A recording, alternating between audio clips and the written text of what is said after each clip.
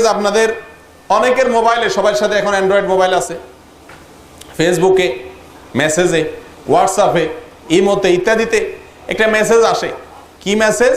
অনেক মেসেজ আসে। এর ভিতরে একটা আমার নজরে পড়ছে যে ভাই এই মেসেজটা যে মদিনা থেকে নবী করিম সাল্লাল্লাহু আলাইহি ওয়াসাল্লামকে স্বপ্নে দেখছে, উনি বলছেন এটা এটা করতে, এটা এটা করতে, হান হান করতে, টান টান করতে স্বপ্নে দেখছে, এই কথাটা যদি আপনি 10 জন মানুষের কাছে আজকে প্রচার করেন তাহলে এই কয়দিনের ভিতরে আপনি একটা সুসংবাদ পাইয়া যাবেন।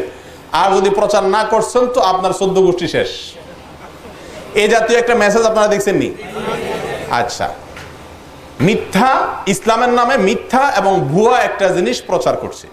আমি অনেক ভালো ভালো মানুষ জানতাম, ভালো ধারণা ছিল, অনলাইনে পরিচয়, এরকম মানুষকেও দেখি এই মেসেজ পাঠায়। তো এই লোক একটি বিদআত, ইসলামের নামে একটি ভুয়া জিনিসকে প্রচারে যদি সে লিপ্ত হয়, তো ওই যে 10 জনে পাঠাচ্ছে, 10 জন কত 10 জন যাচ্ছে, এ সবার গুনাহগুলো তাদেরটা তো তাদের আছেই, আপনার আমল নামে এক্সট্রা হিসাবে জমা হচ্ছে। আল্লাহ তাআলা আমাদেরকে হেফাজত করে।